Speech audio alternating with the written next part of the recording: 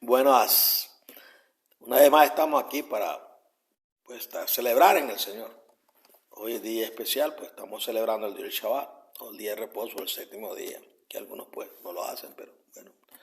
A nadie se puede jugar en esta vida, poco a poco se revela verdades eternas a las personas para que ellas vayan entendiendo. Y es el Espíritu del Señor el que hace la obra, no el ser humano. Nosotros somos instrumentos nada más, somos voceros de Él o lápiz de Él. De todas maneras, pues gracias les doy por escucharme y espero que las bendiciones del Señor estén ahí con ustedes, con su familia. Sanidad divina, salud espiritual y también dinero para poder sobrevivir en este planeta.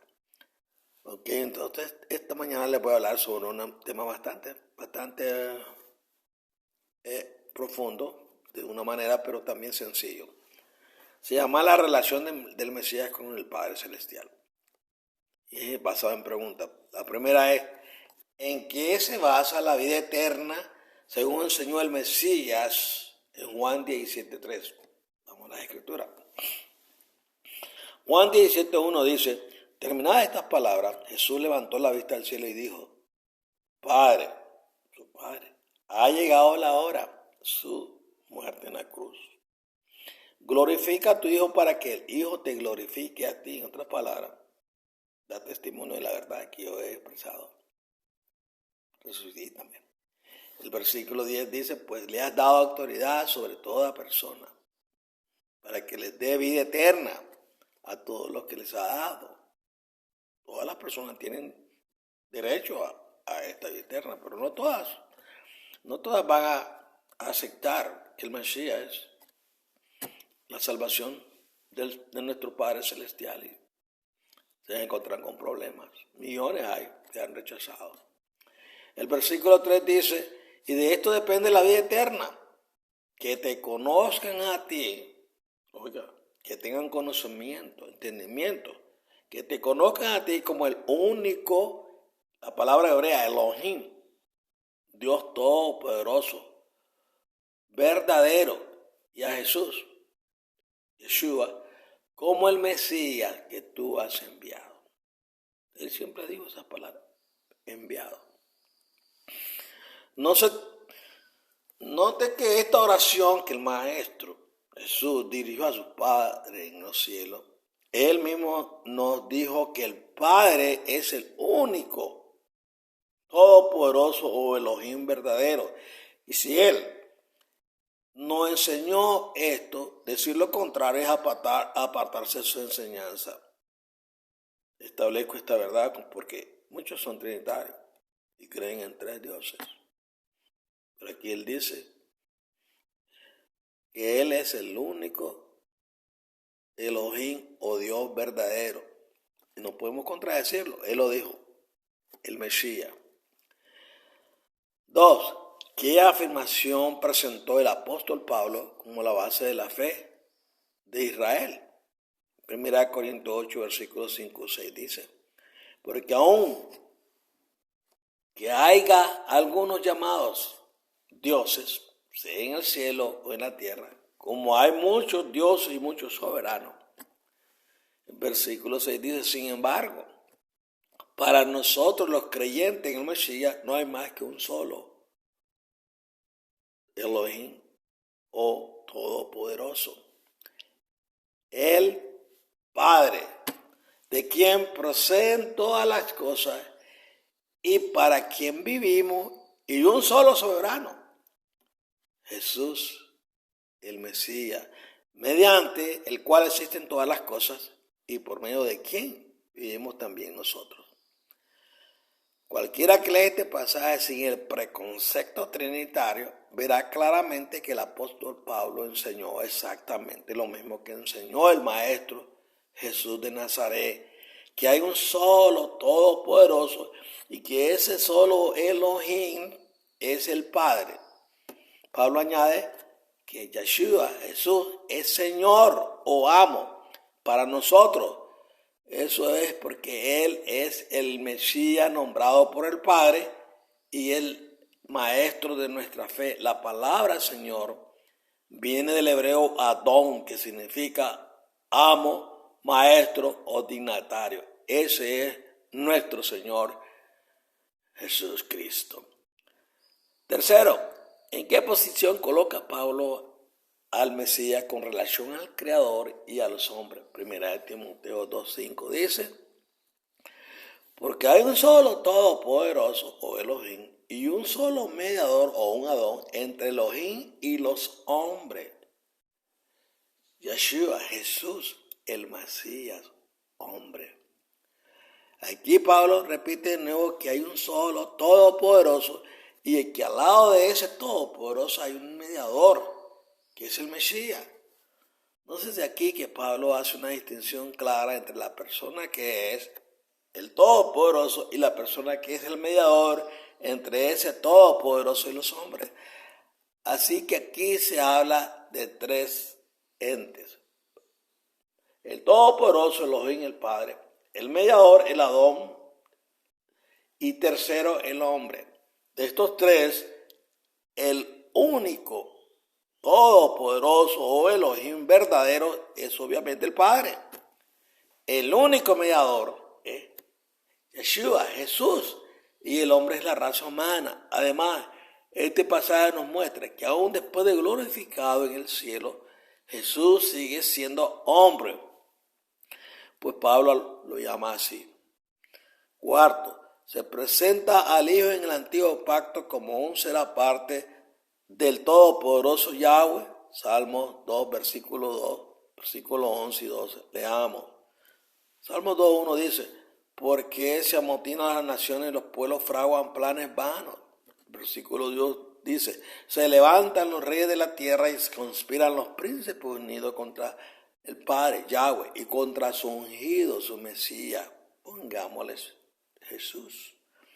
El versículo 11 dice: sírvanle a Yahweh, el Todopoderoso, con respeto, alégrense con reverencia. Y el versículo 11 dice, 12, honren al Hijo, no sea que Él se enoje. ¿Quién se va a enojar? El Padre. Y perezcan ustedes en el camino, al encenderse su ira en un momento que va a encenderse.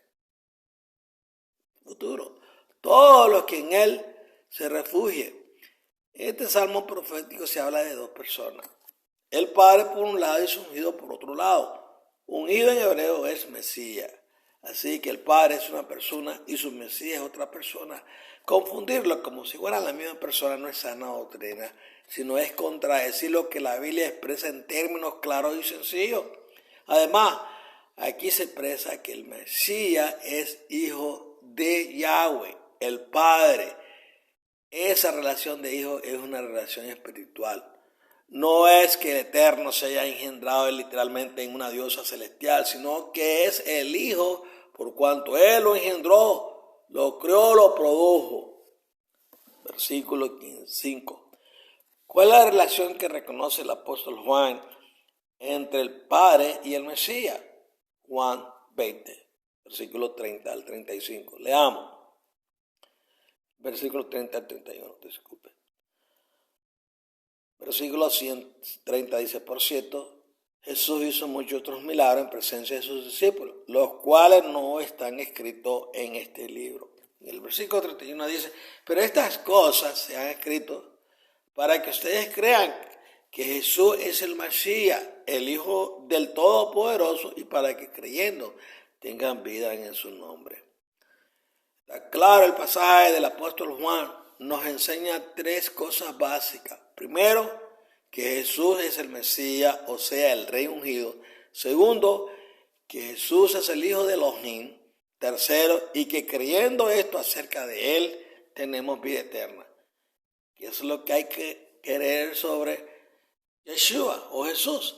¿Que es Dios? No. ¿Que es Hijo de Elohim? Sí. Esto es lo que enseña una y otra vez la Escritura, que Jesús o Yahshua es el Hijo de Elohim y por lo tanto es nuestro hermano mayor, no nuestro Dios Elohim, como pretenden muchos que se han apartado de las Escrituras sagradas. El mensaje de la Escritura es claro y siempre se entendió así en el siglo I y por varios siglos después.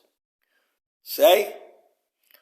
¿Cómo presentó el apóstol Pablo la relación entre el Padre y el Mesías?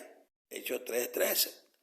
Hechos 3:3 dice, el Todopoderoso de Abraham, de Isaac y de Jacob, el Todopoderoso nuestro Padre, ha glorificado a su siervo, Yeshua, Jesús, a quien ustedes entregaron y negaron en presencia de Pilato, cuando éste había decidido soltarlo. Versículo 14. Ustedes rechazaron al santo y al justo y pidieron que les dieran a un asesino. Versículo 15. Mataron al príncipe de la vida, pero el Padre Yahweh lo resucitó de entre los muertos y de eso nosotros somos sus testigos. Eso es un verdadero apóstol de Jesucristo. No todos los falsos que andan diciendo que son apóstoles. Para ser un apóstol debe ser genuino, testigo de la muerte y resurrección de nuestro amo y Señor Jesús. Este sencillo pasaje debería bastar para resolver toda la cuestión de que quién es el Padre y quién es el Hijo. El apóstol Pedro dice aquí claramente que el Padre de Abraham glorificó a su Hijo, Yeshua, Jesús. ¿Cuántas personas ve usted aquí? Obviamente son dos. Ahora bien, ¿quién es el Elohim de Abraham? Y obviamente Yahweh. Entonces la frase se puede refrasear así. El Padre glorificó a su Hijo, Yeshua, Jesús. De modo que aquí se hace cristalinamente claro que el Padre es Yahweh y el Hijo es Yeshua, Jesús.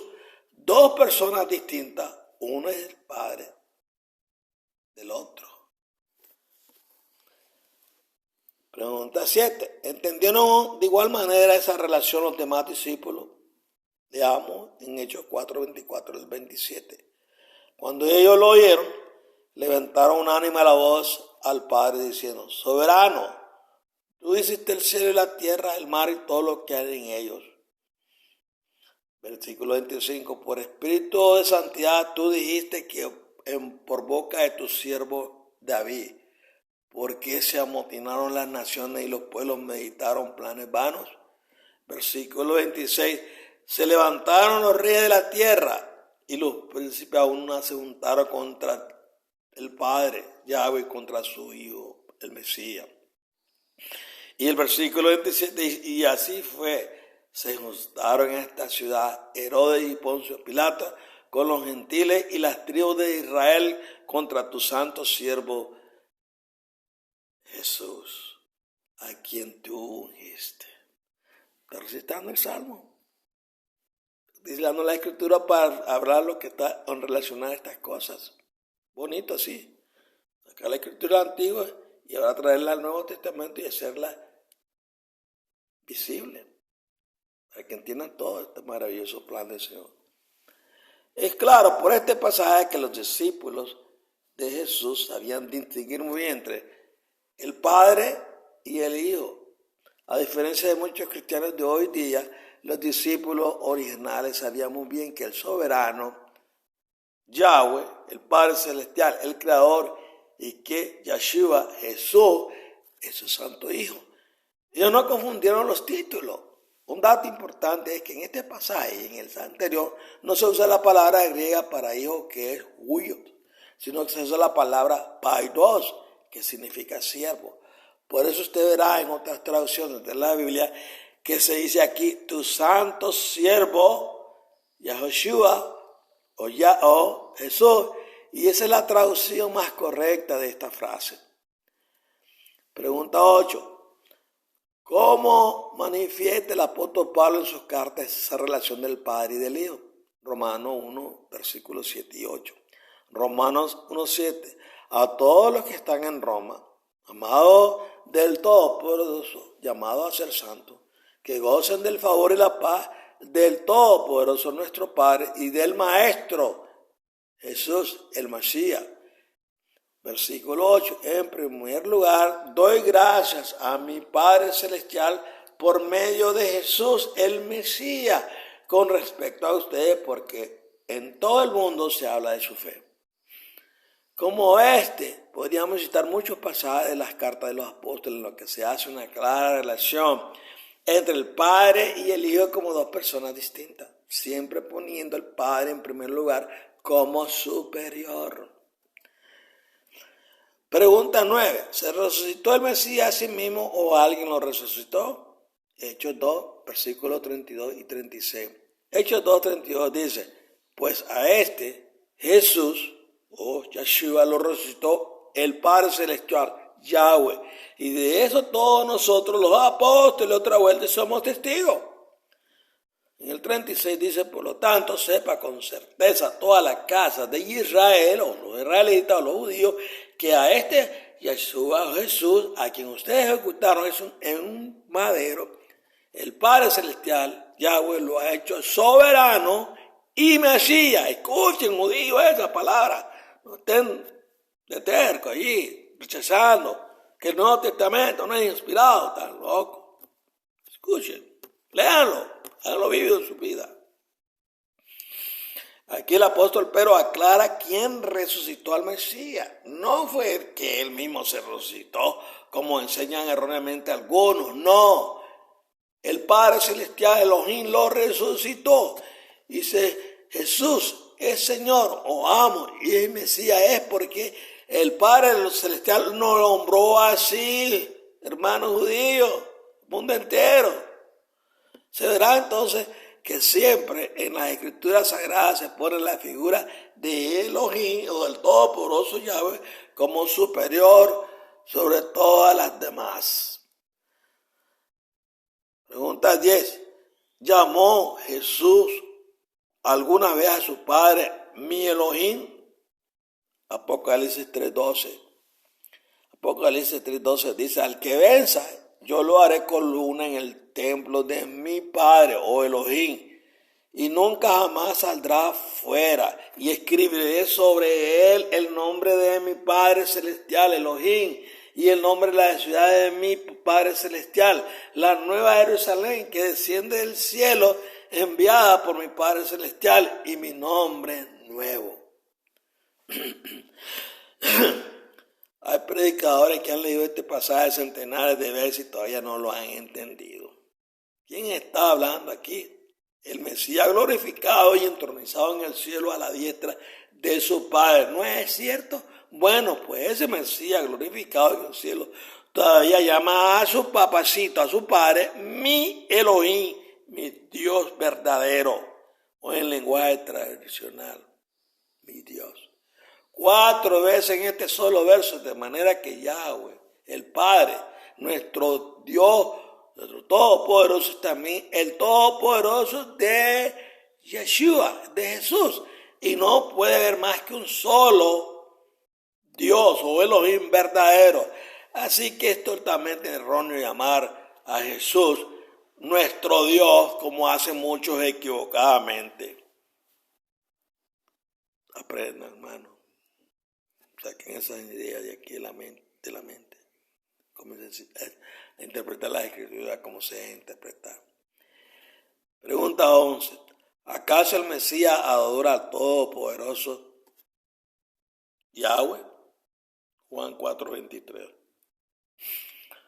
Juan 4:20. Nuestros padres adoraron en este monte. Sin embargo, está platicando con la mujer de Samaria. Sin embargo, ustedes dicen que en Jerusalén está el lugar donde se debe adorar. Versículo 21 dice, Jesús le dijo, créeme, mujer, que viene un tiempo cuando ni en este monte, escuchen otra vez a los judíos, ni en Jerusalén, todos aquellos que hablan que Israel es el pueblo de Dios, escúchenlo, adoraron usted al Padre. Versículo 22, ustedes adoran lo que no conocen. Nosotros adoramos lo que conocemos, porque la salvación procede de los judíos. Versículo 23, pero viene un tiempo, y ahora es, cuando los verdaderos adoradores adorarán al Padre en espíritu y en verdad, porque también el Padre busca a los que son así para que le adoren. Bueno, pregunta 13.